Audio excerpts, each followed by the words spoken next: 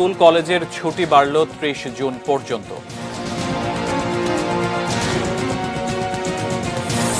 তিনটি উপনির্বাচনে তৃণমূলের নেতা বেছে নিল আওয়ামী লীগ। নিষ্প্রাণ বিএনপির কেন্দ্রীয় কার্যালয়, গুটিয়ে নিয়েছেন নেতারা। রাজশাহীতে শনাক্তের হার ৩৯%, কঠোর লকডাউনে কুষ্টিয়া। এবং মিয়ানমারে বিপর্যয়ের মুখে মানবাধিকার পরিস্থিতি।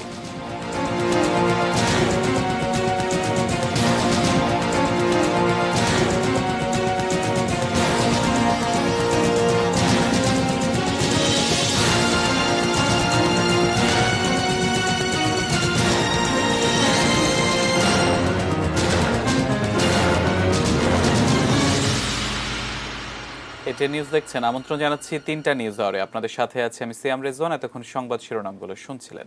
VSL angle channel HB VSL Bikrampur steel limited. এবার বিস্তারিত। করোনা পরিস্থিতি বিবেচনায় স্কুল কলেজের চলমান ছুটি আগামী ৩০ জুন পর্যন্ত বাড়ানো হয়েছে। শিক্ষা মন্ত্রণালয়ের এক প্রজ্ঞাপনে এ তথ্য দেওয়া হয়েছে। আগের ঘোষণা অনুযায়ী আজ পর্যন্ত এই শিক্ষা প্রতিষ্ঠানের ছুটি ছিল। দেশের বিভিন্ন অঞ্চলে করোনা পরিস্থিতির অবনতি হওয়া এবং আংশিকভাবে কিছু জায়গা লকডাউন থাকায় ছুটি বাড়ানোর এই সিদ্ধান্ত। দেশের মাধ্যমিক ও উচ্চ মাধ্যমিক পর্যায়ে সকল শিক্ষা প্রতিষ্ঠান এবং ইবতেদায়ী ও কওমি মাদ্রাসাগুলো প্রজ্ঞাপন অনুযায়ী আগামী ৩০ জুন পর্যন্ত বন্ধ থাকবে। করোনার কারণে প্রায় ১৫ মাস ধরে বন্ধ রয়েছে দেশের শিক্ষা প্রতিষ্ঠান।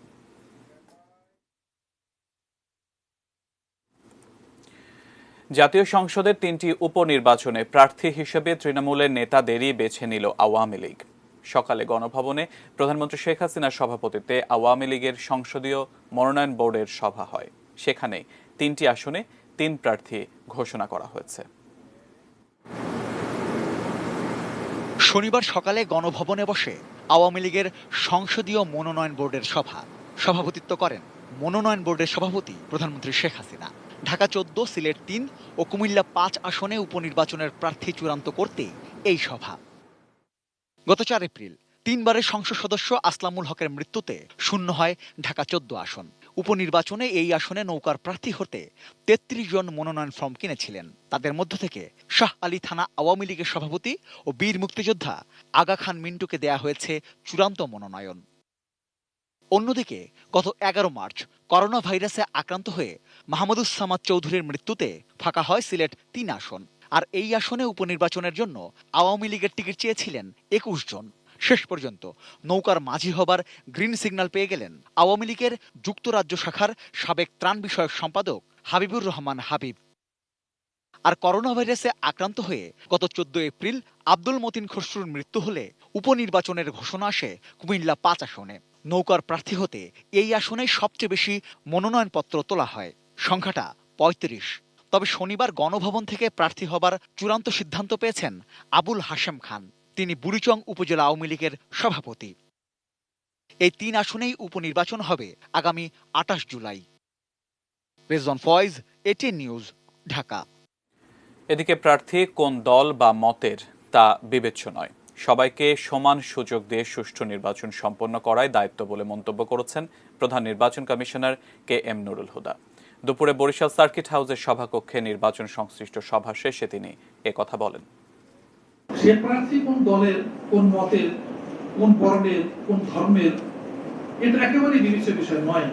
নির্বাচন আচরণ বিধি পরিপন্থী কোন কাজ যদি কেউ করে, আমাদের ব্যাপক সংখ্যক ম্যাজিস্ট্রেট নিয়োগ থাকবে, ব্যাপক সংখ্যক আইন শৃঙ্খলা বাহিনীর বিভিন্ন পর্যায়ের সদস্য নিয়োজিত থাকবেন।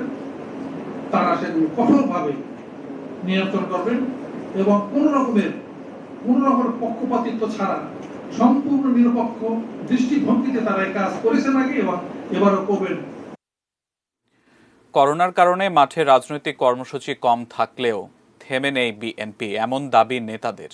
বিএনপির কেন্দ্রীয় কার্যালয়ে নেতাকর্মীদের আনাগোনা কম, তবে বিকল্প উপায়ে চলছে তাদের রাজনৈতিক কার্যক্রম। মাঠের বাইরে এখন রাজনৈতিক শিক্ষার ওপরই বেশি জোর দিচ্ছে দলটি। বিস্তারিত জানাচ্ছেন সহকর্মী আমিনুল ইসলাম। করোনায় আক্রান্ত হয়ে খালেদা জিয়ার হাসপাতালে যাওয়া আর এরপরে তার চিকিৎসা নিয়েই বেশি উদ্বিগ্নতায় কেটেছে বিএনপির নেতাকর্মীদের। এখনও তাদের সেই চিন্তা কমেনি। দেশের বাইরে চিকিৎসা নিতে খালেদা জিয়াকে যেতে দেওয়া হবে কিনা সেই টানাপোড়েনেও বেশ কিছু সময় কেটে যায় দলটির। তবে তা আর হয়নি, খালেদা জিয়া এখনও পুরোপুরি সুস্থ হতে পারেননি। এমন পরিস্থিতির মধ্যেই বিএনপিকে আবারও আসতে হয়েছে রাজনৈতিক কর্মসূচিতে। বিএনপির প্রতিষ্ঠাতা জিয়াউর রহমানের 40তম মৃত্যুবার্ষিকীর নানা কর্মসূচিতে অংশ নেন নেতাকর্মীরা। সেই কর্মসূচির আলোচনায় সিনিয়র নেতারা জোর দিলেন নতুন কর্মীদের আরও সুসংহত হয়ে ভুল ত্রুটি থেকে শিক্ষা নিয়ে রাজনীতির মাঠে থাকতে। আসেন না সবাই একটু কর্মী হই, জিয়ার মতো হাঁটি রাস্তায়, দেখি কতক্ষণ সরকার থাকে। আর সবাই যদি নেতা হতে চান কিছুই হবে না। তবু বিহঙ্গ রে বিহঙ্গ মোর, এখনই অন্ধ, বন্ধ করো না পাখা। তুমি উড়ানোটা বন্ধ করো না, উড়ে যাও, সেখানে তুই পৌঁছবেই, নিজে পৌঁছবেই, তোমার ঘরে তুই পৌঁছবেই। এই কথা মনে রাখতে হবে আমাদেরকে। এই কথা মনে না রাখলে আমরা মরে যাব। নয়াপল্টনে বিএনপির প্রধান কার্যালয়ে এখন আর সেই আগের জৌলুস নেই, অতীত স্মৃতি হয়ে আছে যেন। এখন খুব বেশি নেতাকর্মীরা আসেন না দলীয় কার্যালয়ে। মাঝে মাঝে মূল দল আর অঙ্গ সংগঠনের কিছু সংখ্যক নেতাকর্মীরা খানিকটা সময় কাটিয়ে যান কার্যালয়ে।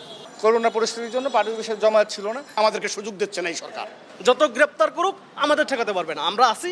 আমরা পার্টি অফিসে সবসময় থাকার চেষ্টা করি। জুনিয়র সিনিয়র মানে সবার একটা মেলবন্ধন স্থাপিত হয়। কর্মসূচি থাকলে কেন্দ্রীয় কার্যালয়ে নেতাকর্মীদের আনাগোনা বাড়ে, তবে সেখানে সাধারণ কর্মীদের থেকে যাদের পদ পদবি রয়েছে তারাই আসেন নানা কাজে। বিএনপির পার্টি অফিস কখনোই নীরব ছিল না।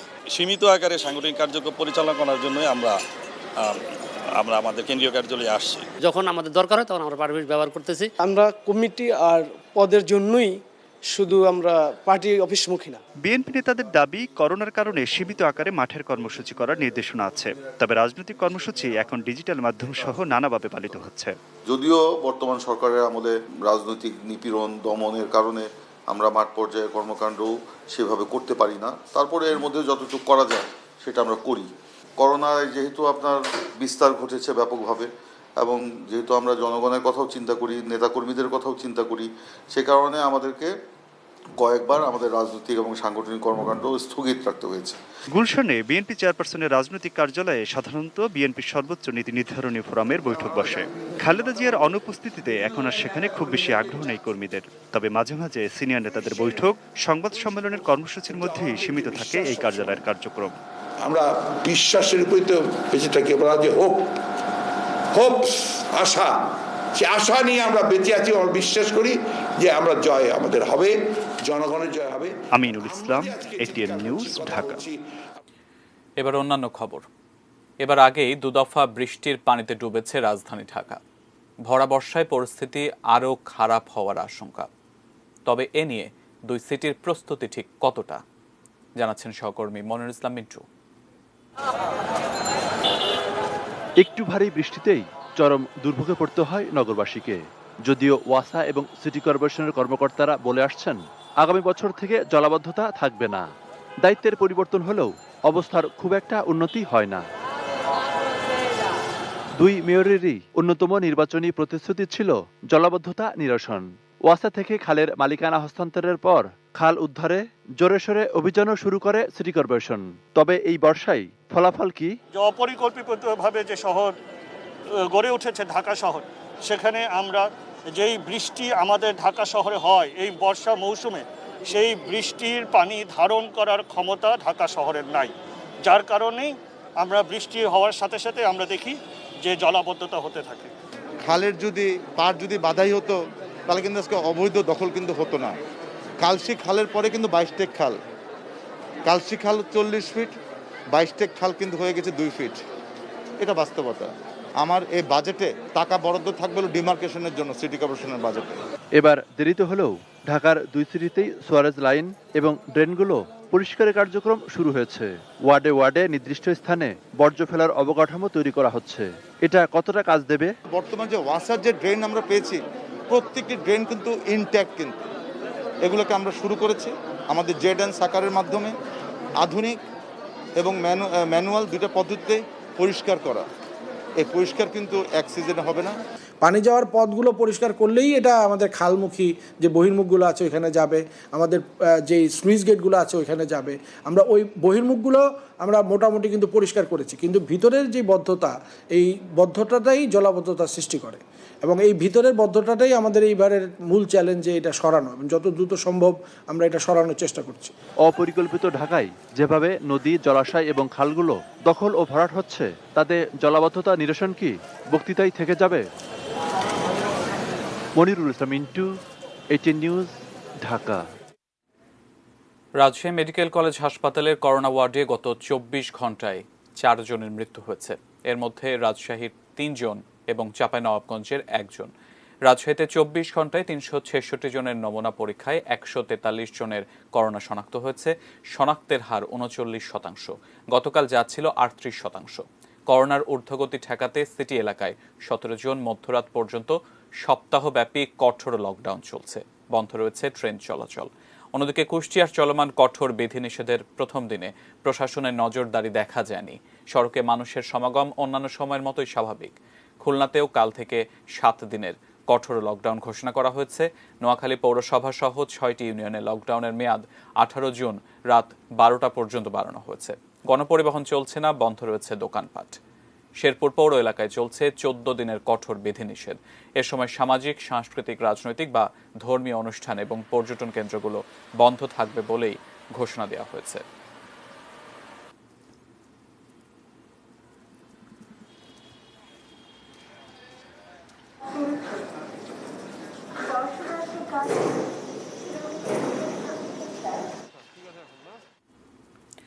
আন্তর্জাতিক প্রসঙ্গ। মিয়ানমার জুড়ে সহিংসতা বাড়ছে বলে সতর্ক করেছেন জাতিসংঘের মানবাধিকার কমিশনের প্রধান মিশেল ব্যাচেলেট। তিনি বলেছেন, সেনা অভ্যুত্থানের পর থেকে দেশটিতে মানবাধিকার পরিস্থিতি বিপর্যয়ের মুখে পড়েছে। শুক্রবার প্রকাশিত এক বিবৃতিতে ব্যাচেলেট বলেছেন, 4 মাসের ব্যবধানে নাজুক গণতান্ত্রিক দেশটির মানবাধিকার পরিস্থিতি বিপর্যয়ের মুখে চলে গেছে। এই সমস্যা সৃষ্টির জন্য সামরিক নেতৃত্বকে এককভাবে দায়ী করেছেন ব্যাচেলেট। দেশটির বেশ কিছু এলাকায় সশস্ত্র সংঘাত বৃদ্ধি পেয়েছে উল্লেখ করে আরও বেশি ক্ষয়ক্ষতি এড়াতে সহিংসতা বন্ধে সেনাবাহিনীর প্রতি আহ্বান জানিয়েছেন তিনি। এসব এলাকার মধ্যে রয়েছে কায়া, চীন ও কাচিন রাজ্য। যেসব এলাকায় জাতিগত ও ধর্মীয় সংখ্যালঘু গোষ্ঠী বেশি, সেখানে সহিংসতা বেশি দেখা যাচ্ছে। নিরাপত্তা বাহিনী ভারী যুদ্ধাস্ত্র ব্যবহার করছে। সহিংসতা রোধে কোনো প্রচেষ্টা দেখা যাচ্ছে না, বরং এসব এলাকায় আরও বেশি সেনা সমাবেশ ঘটানো হচ্ছে বলে উল্লেখ করেন জাতিসংঘের এই কর্মকর্তা।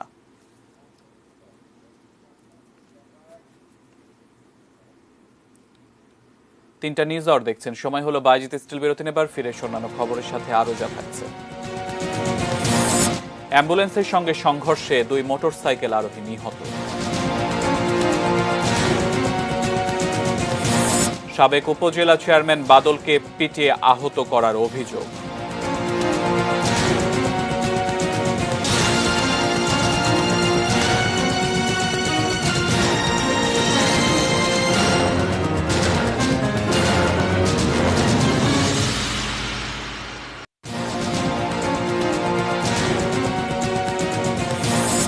স্কুল কলেজের ছুটি বাড়ল 30 জুন পর্যন্ত।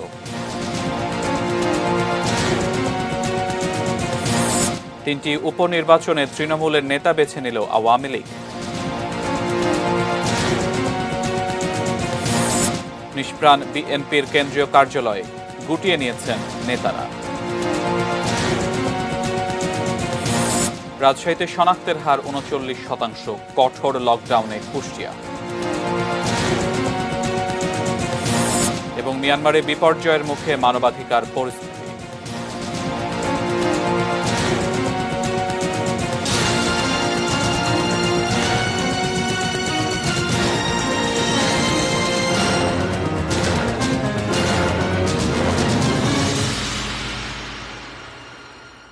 বিরতির পর আমন্ত্রণ তিনটা নিউজ আওয়ারে। সংবাদ শিরোনামগুলো শুনছিলেন। আরো খবর। কর্পোরেট কর কমানো এবং ঋণ সুবিধা আরও বাড়ানোর দাবি জানিয়েছেন ব্যবসায়ীরা। আর অলস পড়ে থাকা টাকার যথাযথ ব্যবহার নিশ্চিতের দাবি অর্থনীতিবিদদের। শনিবার বাজেট নিয়ে সেন্টার ফর পলিসি ডায়ালগ সিপিডির বাজেট আলোচনায় তাঁরা এসব কথা বলেন। আর পরিকল্পনা মন্ত্রী বলছেন, ভ্যাট থেকে যথেষ্ট রাজস্ব আদায় হচ্ছে না।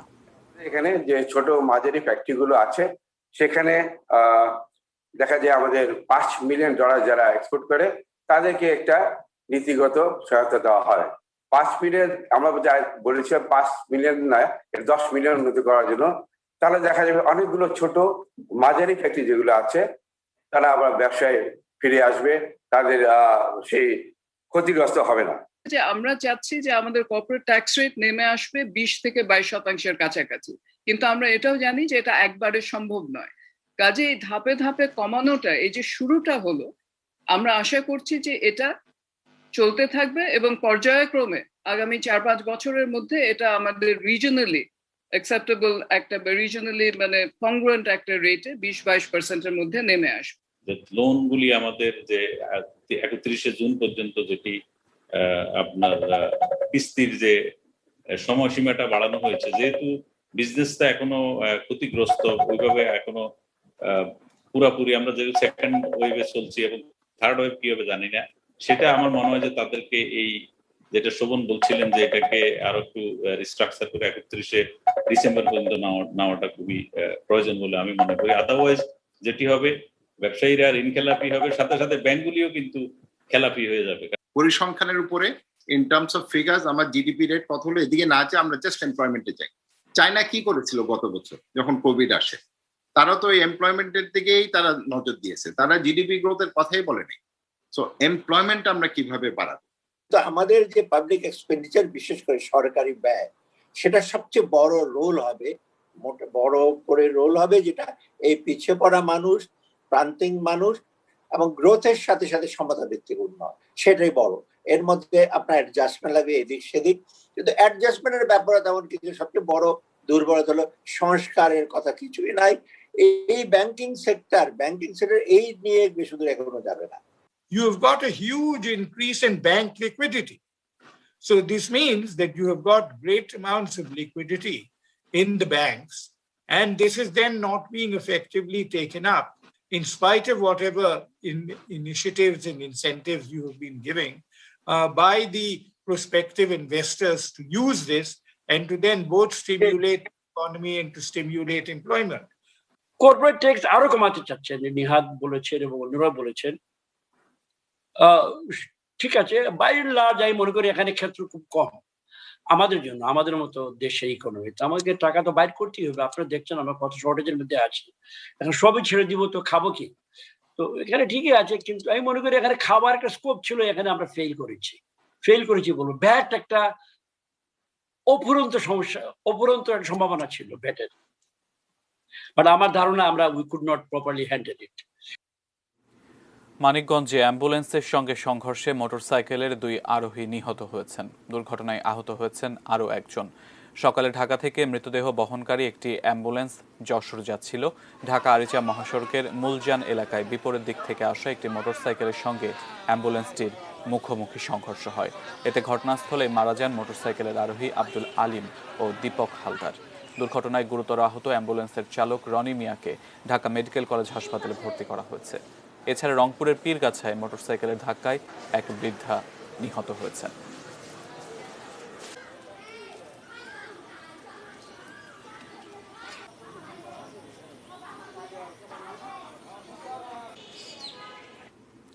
নোয়াখালীর কোম্পানীগঞ্জ উপজেলার সাবেক চেয়ারম্যান মিজানুর রহমান বাদলকে পিটিয়ে আহত করার অভিযোগ উঠেছে কাদের মির্জার অনুসারীদের বিরুদ্ধে। বাদলের সমর্থকরা জানান, সকালে মেয়র কাদের মির্জা তার 30 থেকে 35 জন অনুসারী নিয়ে বসুরহাট বাজারে মহড়া দিচ্ছিলেন। এ সময় উপজেলা আওয়ামী লীগের সাংগঠনিক সম্পাদক বাদল ও সাবেক ছাত্রনেতা হাসিব আহসান আলাল ঢাকার উদ্দেশ্যে যাচ্ছিলেন। ইসলামী ব্যাংকের সামনে কাদের মির্জার অনুসারীরা বাদল ও আলালের ওপর অতর্কিত হামলা চালায়। এতে বাদলের শরীরের বিভিন্ন অংশে জখম ও কানের একটি অংশ ছিঁড়ে যায়। হামলাকারীরা বাদলের ব্যক্তিগত গাড়িটি ভাঙচুর করে। খবর ছড়িয়ে পড়লে উপজেলার পেশকার হাট রাস্তার মাথা, চর এলাহি ও চর ফকিরা এলাকায় বিক্ষোভ মিছিল ও সড়ক অবরোধ করেন বাদলের সমর্থকরা। তবে এখনও কোনো লিখিত অভিযোগ করা হয়নি।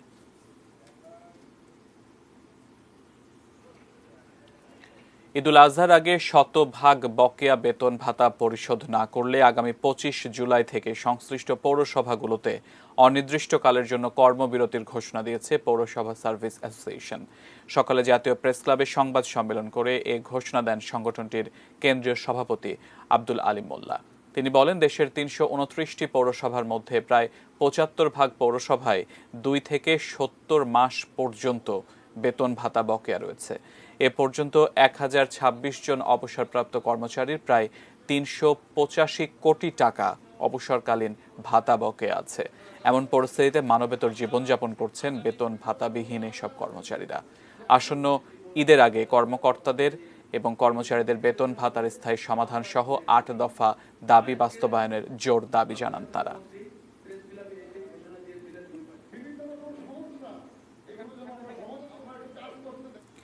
এবারে কালোমুখ হনুমানের খবর। ঝিনাইদহের সীমান্তবর্তী গ্রামে দেখা যায় তাদের। মানুষের অত্যাচার ও খাদ্য সংকটে এখন বিলুপ্তের পথে এই কালোমুখ হনুমান। বিরল প্রজাতির এ হনুমান রক্ষায় অভয় আশ্রম করার দাবি জেলাবাসীর। আমাদের ঝিনাইদহ প্রতিনিধি নিজাম জর্দার বাবলুর তথ্য ছবিতে ডেস্ক রিপোর্টে দেখুন বিস্তারিত।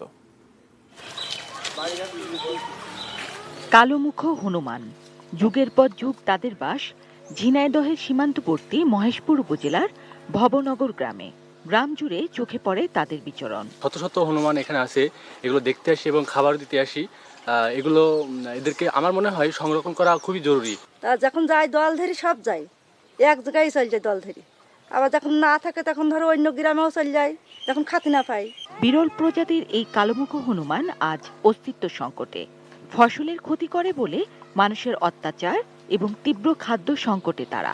খাদ্যের সন্ধানে বাড়িঘরে ঢুকে প্রাণও হারায় মানুষের হাতে। আমার জন্মের পর থেকে আমার গ্রামে এই হনুমানের বসবাস দেখতেছি। বড় বড় গাছ ছিল, সেসবগুলো আর নাই। তারপর জনসংখ্যা বৃদ্ধির কারণে ওদের বাসস্থানের সংকট হয়ে গেছে। চাষিদের ফসল নষ্ট করার কারণে চাষের এনাদেরকে বিতাড়িত করেন। প্রচন্ড খাদ্য হওয়ার কারণে এরা ছোটাছুটি করে বেড়াচ্ছে।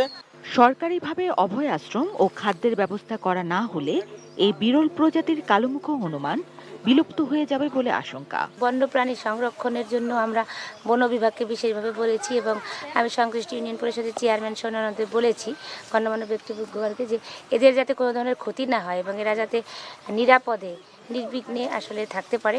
কমতে কমতে এখন মাত্র ২৫০ এর মতো কালোমুখ হনুমান দেখা যায় ঝিনাইদহের সীমান্ত এলাকায়। জিনিয়া ইসলাম, ডেস্ক রিপোর্ট, এটিএন নিউজ। এবার সোশ্যাল ইসলাম ব্যাংক লিমিটেড বাণিজ্য সংবাদ।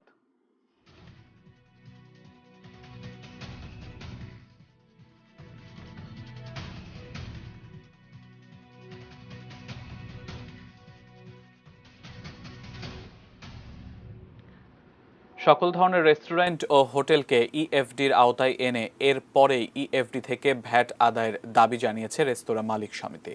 শনিবার দুপুরে পল্টনে এক সংবাদ সম্মেলনে এই দাবি জানান তারা। এ সময় তারা বলেন, নির্দিষ্ট কিছু রেস্টুরেন্টে ইএফডি মেশিন স্থাপন করায় ভ্যাট আদায়ের ক্ষেত্রে অসামঞ্জস্যতা দেখা যাচ্ছে। তারা আরও বলেন, 4 ও 5 তারকা হোটেলের ভ্যাট 15% রেখে অন্যান্য রেস্তোরাঁ ও হোটেলের ভ্যাটের পরিমাণ সর্বোচ্চ 7.5% করতে হবে। রেস্তোরাঁ মালিকরা এ ব্যবসাকে শিল্পের মর্যাদা দেওয়ারও দাবি জানান। এছাড়াও জামানতবিহীন ঋণ এবং কর্মকর্তা কর্মচারীদের জন্য 6 মাসের প্রণোদনার ব্যাপারেও আশাবাদ প্রকাশ করেন তারা। এখনো পর্যন্ত যে সকল হোটেল রেস্টুরেন্ট ও ইএফডি মেশিন স্থাপন করা হয়নি, সে সকল হোটেল রেস্টুরেন্টে ইএফডি মেশিন স্থাপন এবং এরপরে একযোগে তা চালু করতে হবে, অন্যথায় ইহা ইসিআর মেশিনের মতো ব্যর্থ হবে। ইএফডি মেশিন স্থাপনকারী প্রতিষ্ঠানে উপর্যুপরি মামলা করা হচ্ছে, ইহাতে ইএফডি মেশিন গ্রহণের সকলের অনীহা সৃষ্টি হবে। এবার মেটাল প্রেজেন্টস কৃষি সংবাদ, সুজলা সুফলা।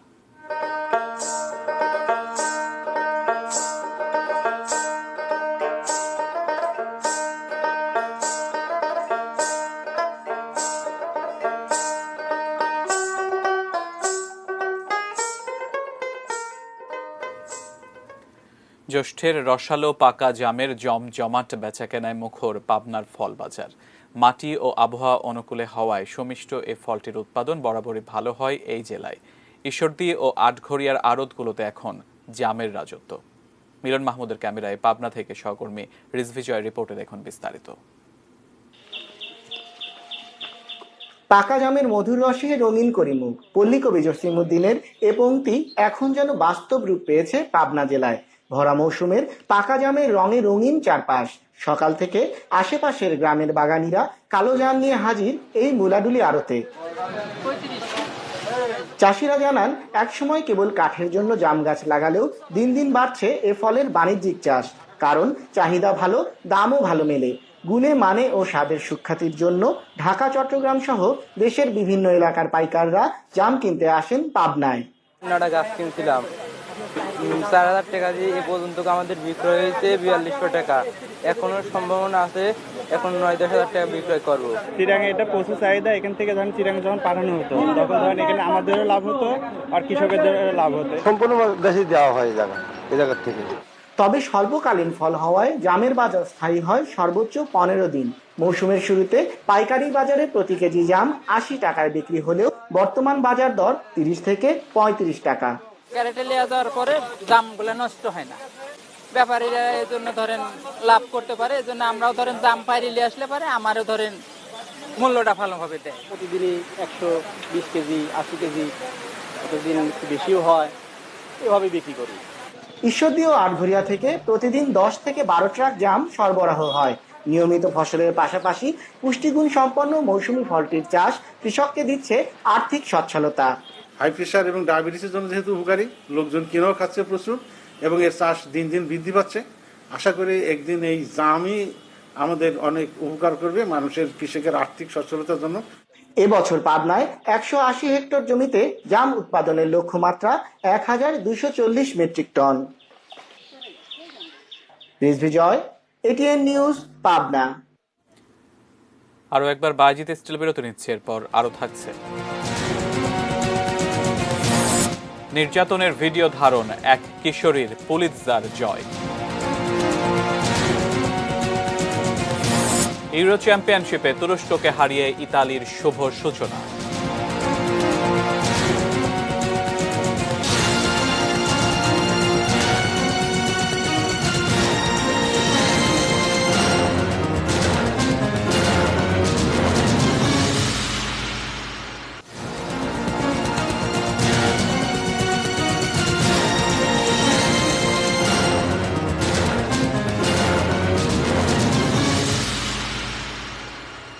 বিরতির পর আরো একবার আমন্ত্রণ 3টা নিউজ আওয়ারে। এবারে আবারও দেশের বাইরের খবর। শ্বাসনালী ও ফুসফুসের সংক্রমণ নিয়ে কলকাতার একটি বেসরকারি হাসপাতালের আইসিইউতে ভর্তি রয়েছেন সাহিত্যিক সমরেশ মজুমদার। তবে তার করোনা রিপোর্ট নেগেটিভ এসেছে। ৭৯ বছর বয়সী সমরেশ মজুমদারের চিকিৎসায় 3 সদস্যের মেডিকেল বোর্ড গঠন করা হয়েছে। শ্বাসনালীতে সংক্রমণ থাকায় তার বেশ শ্বাসকষ্ট হচ্ছিল। হাসপাতালে ভর্তির পরে তার বুকের এক্সরে করা হয়। এছাড়া সিটি স্ক্যান ও করোনা পরীক্ষা হয়েছে। করোনা রিপোর্ট নেগেটিভ আসায় কিছুটা স্বস্তিতে রয়েছেন চিকিৎসকরা। পরিবারের সদস্যরা জানিয়েছেন শুক্রবার সকাল থেকে শ্বাসকষ্টের সমস্যা হচ্ছিল তাঁর। ধীরে ধীরে তা বাড়তে থাকায় তাঁকে হাসপাতালে ভর্তি করা হয়। চিরাচরিত প্রথা ভেঙে এবার পুলিৎজার পুরস্কার পেয়েছে যুক্তরাষ্ট্রের কৃষ্ণাঙ্গ জর্জ ফ্লয়েডকে নির্যাতনের ভিডিও ধারণ করা কিশোরী ডার্নেলা ফ্রেজার। এর আগে পেশাদার সাংবাদিকদের বাইরে এমন কেউ পুলিৎজার পাননি। গত বছর মিনেসোটা অঙ্গরাজ্যের মিনিয়াপোলিস শহরে হাঁটু দিয়ে ফ্লয়েডের ঘাড় চেপে ধরেন শ্বেতাঙ্গ পুলিশ কর্মকর্তা ডেরেক শভেন। তাতে দম বন্ধ হয়ে মারা যান ফ্লয়েড। এই ঘটনার প্রথম সংবাদ প্রকাশ করায় ব্রেকিং নিউজ ক্যাটাগরিতে পুলিৎজার পুরস্কার পেয়েছে the Minneapolis Star Tribune. Corona মহামারী নিয়ে সংবাদ প্রকাশের স্বীকৃতি হিসেবে পুরস্কার পেয়েছে নিউ ইয়র্ক টাইমস। ব্যাখ্যামূলক রিপোর্টিংয়ে পুরস্কার পেয়েছেন দ্য আটলান্টিক এর অ্যান্ড্রু চাং এবং রয়টার্সের Lawrence Hurley, Andrea Januta, Jaimi Dowdell এবং জ্যাকি বর্স। ফিচার ফটোগ্রাফিতে পুরস্কার পেয়েছেন এপির এমিলিও মোরেনাত্তি। ন্যাশনাল রিপোর্ট ক্যাটাগরিতে যৌথ অনুসন্ধানী প্রতিবেদনের জন্য পুরস্কার পেয়েছে the Marshall project, al.com, IndyStar ও ইনভিজিবল ইনস্টিটিউট। চীনের উইঘুর ইস্যুতে অনুসন্ধানী খবরের জন্য আন্তর্জাতিক ক্যাটাগরিতে পুরস্কার পেয়েছে বাজফিড।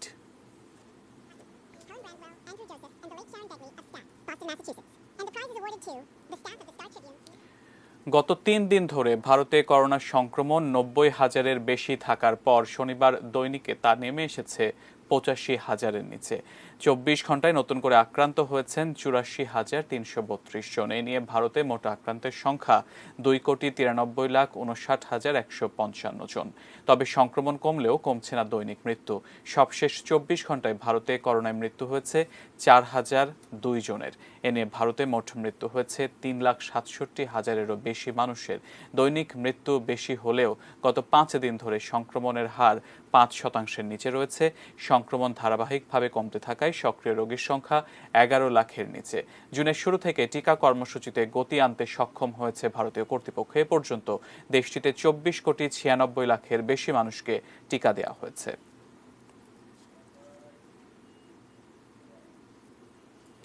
ইসরায়েলি গোয়েন্দারা কিভাবে ইরানে গোপন অভিযান চালিয়ে আসছেন তার বিশদ বিবরণ তুলে ধরেছেন দেশটির গোয়েন্দা বাহিনী মোসাদের সদ্য বিদায়ী প্রধান ইওসি কোহেন।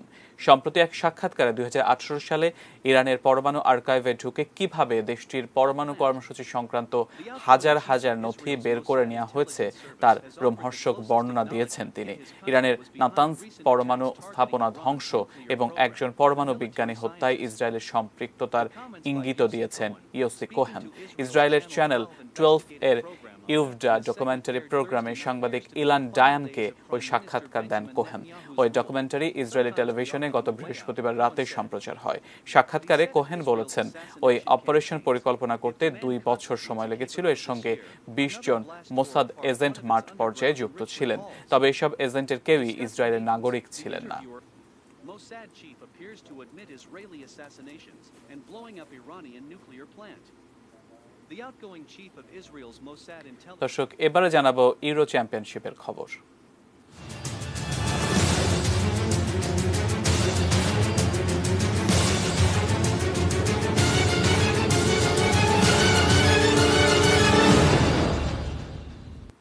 ইউরো চ্যাম্পিয়নশিপে শুভ সূচনা করল ফেভারিট ইতালি। উদ্বোধনী ম্যাচে তুরস্ককে 3-0 গোলে হারিয়েছে রবার্তো মানচিনির শিষ্যরা। রোমের স্তাদিয়া অলিম্পিকে অনুষ্ঠিত ম্যাচে শুরু থেকে আধিপত্য বিস্তার করে ইতালি। প্রথমার্ধ ছিল গোলশূন্য। 3টি গোলই হয়েছে দ্বিতীয়ার্ধে। 53 মিনিটে প্রথম গোলটি আসে তুরস্কের ডিফেন্ডার দেমিরালের আত্মঘাতে। 66 মিনিটে বারেল্লা রেভার্দি হয়ে স্পিনাৎসোলার পায়ে বল।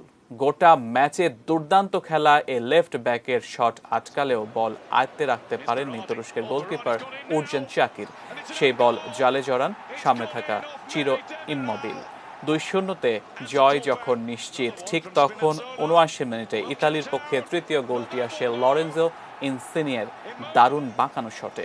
গত বছরের 12 জুন থেকে 12 জুলাই পর্যন্ত ইউরোর 16তম আসর হওয়ার কথা ছিল, তবে করোনার কারণে তা পিছিয়ে যায়।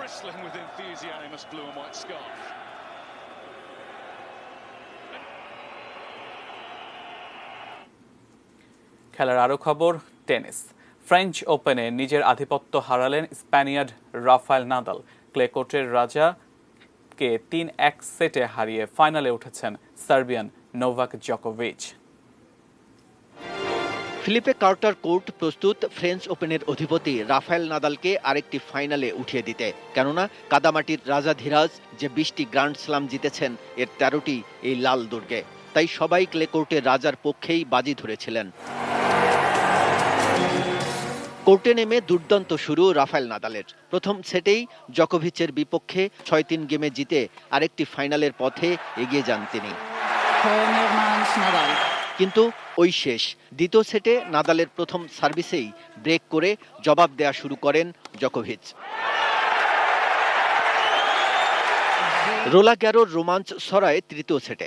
লাল দুর্গ যেন পরীক্ষা নিল দুই চিরপ্রতিদ্বন্দ্বীর। 96 মিনিটের মহাকাব্যিক এই সেট শেষ পর্যন্ত টাই ব্রেকে জেতেন শীর্ষ বাছাই জোকোভিচ।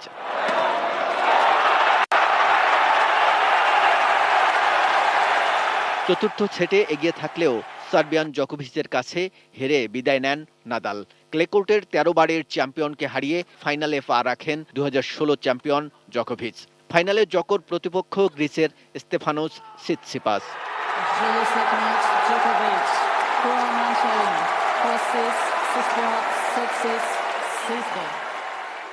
4 ঘন্টার বেশি সময়ে লম্বা ক্লাসিক ম্যাচটি জিতে দারুণ উচ্ছ্বসিত জোকোভিচ। And the atmosphere, which was completely নিঃসন্দেহে রোলাগারোতে এটি সেরা ম্যাচ এবং ক্যারিয়ারের সেরা 3 ম্যাচের একটি।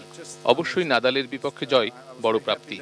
বিগত 15 বছর ধরে গড়ে ওঠা এখানকার দেয়ালে ভাঙন ধরাতে পেরে আমি খুশি। সবসময় এই ম্যাচ আমার স্মৃতিতে থাকবে। এছাড়া যেভাবে আমাদের দুজনকে সবাই সমর্থন দিয়ে যাচ্ছেন, সত্যি এটা আনন্দের। One of these nights and matches that you'll remember forever. Kajal Roy, sports desk, ATN news. দর্শক, এরই সাথে সাথে শেষ করছি 3টা নিউজ। আর সবসময় সঙ্গে থাকুন আর দেখতে থাকুন এটিএন নিউজ।